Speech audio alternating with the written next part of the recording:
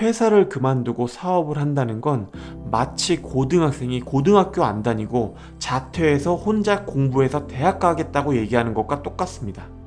제가 회사를 그만두고 사업을 시작하게 된 계기는 대단한 이유가 아닙니다.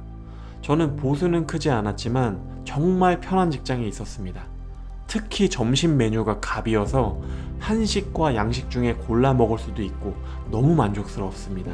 퇴근은 6시지만 4시, 5시면 업무가 대충 다 끝나서 할 게 없었습니다.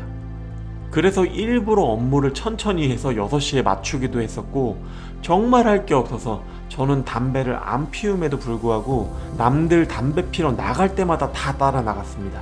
참 할 게 없어서 저희 직속 상사가 뭐 하는지 보면 모니터로 업무 화면을 띄워놓고 우측 한 켠에 작게 웹소설을 조그맣게 띄워놓으셔서 그걸 읽고 계셨습니다. 그걸 보고 그때는 그렇게 생각했습니다. 언젠가 나도 짬밥이 되면 저렇게 해야지라고요.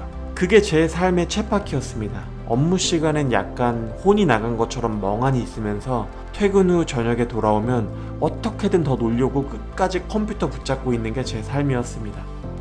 그러다가 어느 날 제 자신이 너무 한심해 보였습니다.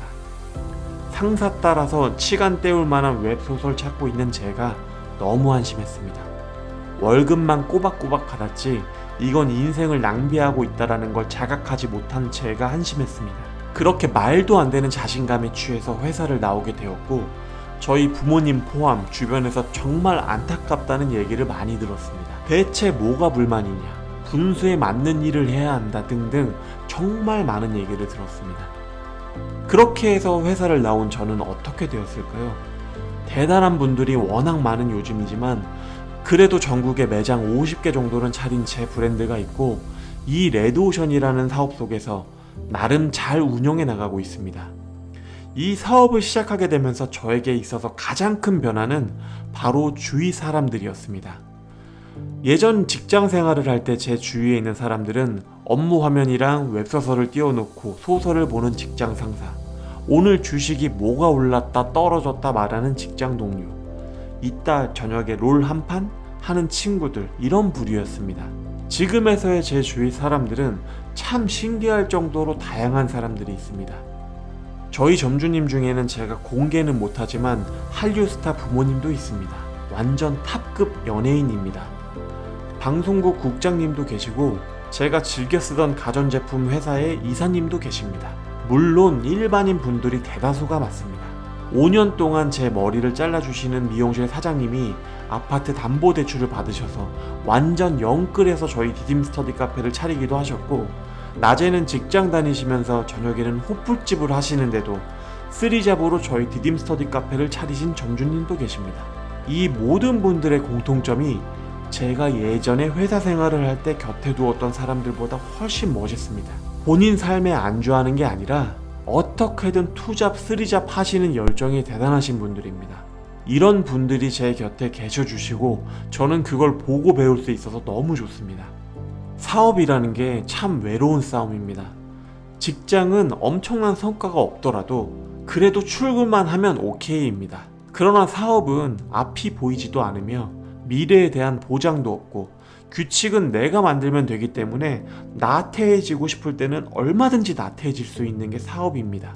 회사를 그만두고 사업을 한다는 건 마치 고등학생이 고등학교 안 다니고 자퇴해서 혼자 공부해서 대학 가겠다고 얘기하는 것과 똑같습니다. 최대의 성과가 나올 수도 있지만 아예 망해버리기도 너무 쉽습니다.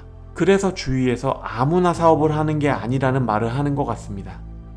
저도 남들과 똑같이 게으르고 나약한 사람이기에 저는 저만의 방법으로 일을 하고 있습니다.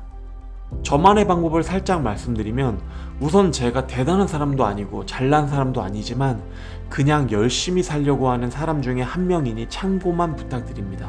저는 매일 오전 제 할 일 리스트를 만들 때 가장 하기 싫은 것을 우선으로 합니다. 예를 들면 운동에서도 저는 하체 운동이 가장 싫었습니다. 그럼 저는 무조건 월요일에는 하체 운동을 하고 매일 운동 루틴에 하체를 껴놓습니다. 이렇게 하면 결국에 제가 싫어하는 것도 좋아하게 됩니다. 업무에서도 마찬가지입니다.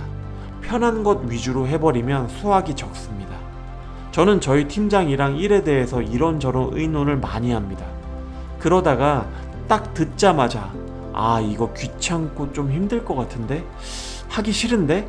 라는 생각이 드는 순간 바로 그걸 오늘 제 가장 우선순위 할 일로 정해버립니다. 저라는 사람의 본성은 편하고 싶고, 서 있는 것보다 앉아있고 싶고, 앉아있으면 눕고 싶고, 누우면 에라 모르겠다 유튜브나 보다가 잠이나 자자, 이런 사람입니다. 그런데 그런 제가 듣자마자 거부감이 든다? 이게 바로 저에게 아주 영향가 있는 일이라는 지표입니다. 그리고 이런 거부감이 드는 일을 해내고 났을 때 성취감은 어마무시합니다.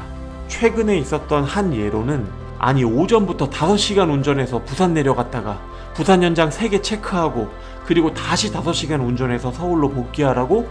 그걸 듣고 거부감이 드는 순간, 아, 이게 바로 당장 내가 해야 할 일이구나 하고 운전대를 잡습니다.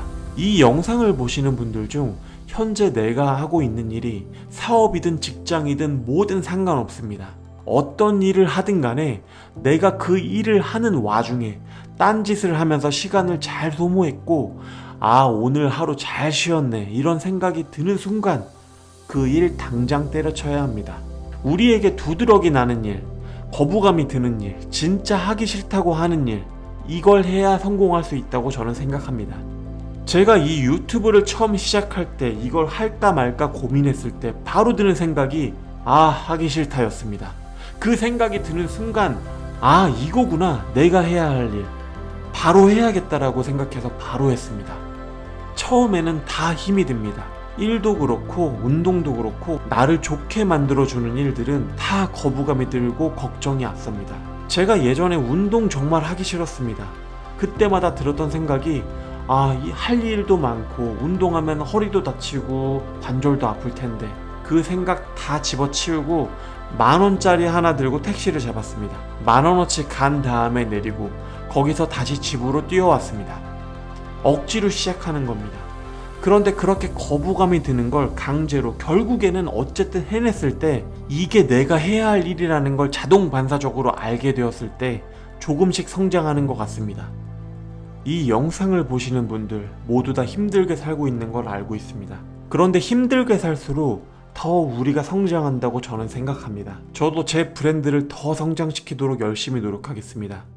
오늘도 영상 시청해주셔서 감사합니다. 좋은 하루 되시기 바랍니다.